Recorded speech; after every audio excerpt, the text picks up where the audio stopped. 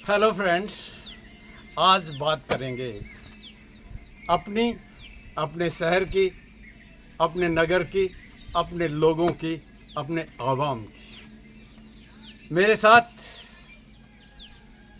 Sandeep Yadav, camera कलाकार, और मैं doctor Ravindra Singh, retired principal. मैं धवाना गांव में पैदा हुआ, पटीकरा अडोप्टेड विलेज रहा, और शहर जिसमें आदर्श नगर में मैं निवास करता हूँ, मेरा नगर नारनौल है, डिस्ट्रिक्ट हेडक्वार्टर। बहुत कुछ हुआ, बहुत बदलाव भी हुआ, लेकिन बहुत कुछ करने की ज़रूरत भी है। बहुत कुछ करने की ज़रूरत है। एक टैग मिल जाता है किसी विशेष जगह को, विशेष लोगों को। किसी ज़माने में बीरबल की नगरी थी विद्वान, सतनामियों की नगरी थी साहसी। विद्रोह के लिए 1857 में नसीबपुर के मैदान में युद्ध भी लड़ा गया।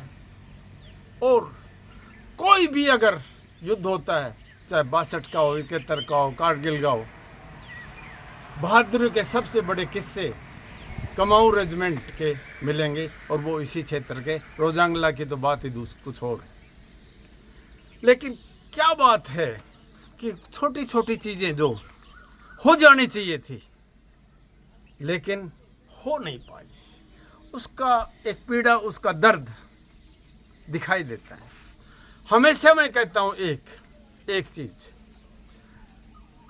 तालाब अगर होता है तो तैरना आ जाता है। विश्वविद्यालय अगर होता है तो ज्ञान बढ़ेगा, ऑफिसर बन के आएंगे। नारनौल में 75 साल की आज़ादी के बाद भी आज तक राज्य के पैसे से बना हुआ एक भी विश्वविद्यालय क्यों नहीं है? 1953-54 में गवर्नमेंट कॉलेज आ गया था। जहां उस समय हाई स्कूल नहीं थे, वहां पर विश्वविद्यालय आ गए। नारनौल में अब तक विश्वविद्यालय नहीं, ये सोचने की बात, और ये दर्द है। आज तक इंजीनियरिंग कॉलेज भी, सरकार का इंजीनियरिंग कॉलेज पूरे महेंद्रगढ़ जिले में नहीं है। ये अच्छी बात नहीं है, ये अच्छी बात है। दूसरी चीज, एक बड़ी बात है कि लोगों का रोटी कपड़ा मकान की एक बात आती है। मकान का मतलब अच्छा हाउस, और अच्छा हाउस का मतलब अच्छा सेक्टर, अच्छी आबादी। कितने साल हो गए हुड्डा का एक सेक्टर पड़ा हुआ है, कोई सेक्टर ही नहीं कट के दे रहा। ये देखिए आसपास के गांव हैं जितने अच्छे अच्छे, बहुत ही अच्छे आदमी, जैसे मंडाना है, छोटा मंडाना, बड़ा मंडाना, सेका, पटीकरा, यहाँ पर सेक्टर विकसित किए जा सकते हैं और लोग खुश होते हैं। यहाँ पर इंडस्ट्रियल मॉडल टाउनशिप विकसित किए जा सकते हैं, जिससे रोजगार पैदा हो सकते हैं। और तीसरी बात, नारनौल को हाईवे मिल गए, इधर से इधर से इधर से। कोटपुतली वाला भी है, चंडीगढ़ को भी जाता है, रेवाड़ी की तरफ भी जाता है, और राजस्थान की तरफ। लेकिन एक ISBT की तरह, इंटर स्टेट बस टर्मिनेशन की तरह एक बड़ा बस अड्डा चाहिए नारनौल, अभी तक नहीं है। एक किसी जमाने में, चौथी बात, एक जनता एक्सप्रेस चलती थी अहमदाबाद से दिल्ली, जनता, वो बंद पड़ी। यानी बॉम्बे को, गुजरात को, साउथ को निकलने वाली ट्रेन हैं, वो नारनौल को मिलनी चाहिए। यहाँ एक और बात, और वो बहुत ही बड़ी बात है, लोग खुश रखना चाहते हो हर स्टेट की, हर राज्य के भलाई की सरकारों का ये काम है। और ये कैसे होगा? जब आप एक वार्ड में एक पार्क देंगे, अम्यूजमेंट पार्क हर वार्ड के साथ। और मैं विशेष तौर से जो नारनौल के साथ लगते हुए गांव हैं, फिर मैं बताता हूँ, जैसे छोटा मंडाना है, बड़ा मंडाना है, पटीकरा है, सेका है, नीरपुर है, नसीबपुर है, खालड़ा है, मांदी है। यहाँ पर पार्क विकसित होने चाहिए, अम्यूजमेंट पार्क, 4-4, 5-5 एकड़ के बड़े पार्क, और हर वार्ड के साथ भी शहर में पार्क विकसित करने चाहिए, ताकि लोग आराम से जाएं। और वहाँ पर ओपन जिम, ताकि बच्चे एक्सरसाइज कर सकते हैं। हरियाणा का आदमी दो ही चीज़ों के लिए जाना जाता है, अच्छा खाना और अच्छा स्वास्थ्य के लिए जाना जाता है। और अच्छा स्वास्थ्य के लिए अच्छे जिम होने, अच्छे ग्राउंड्स होने बहुत ही ज़रूरी है। नारनौल में बहुत बढ़िया स्टेडियम अभी तक नहीं है।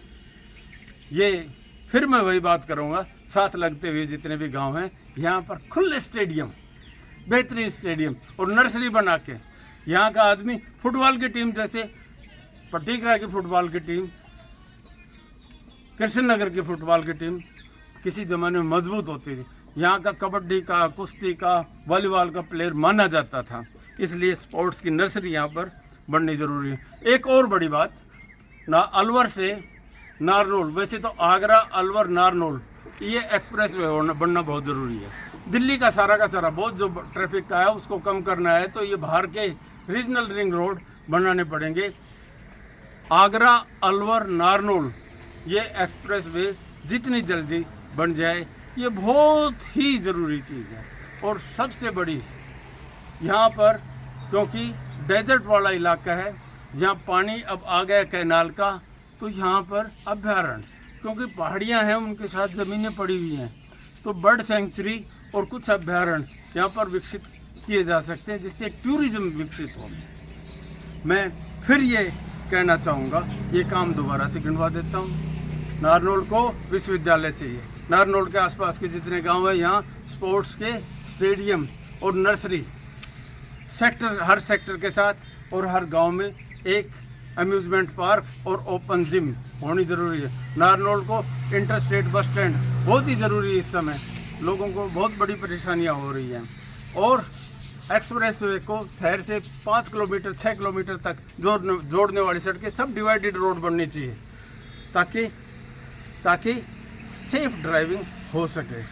और सबसे बड़ी जो चीज़ है और सबसे जो आवश्यक काम है वो है आपस का, जैसे हम सब लोग मिलकर भाईचारे के साथ बैठते हैं, उठते हैं, इसको मेंटेन करने की बड़ी ज़रूरी है। ये बहुत अच्छी बात हम लिए।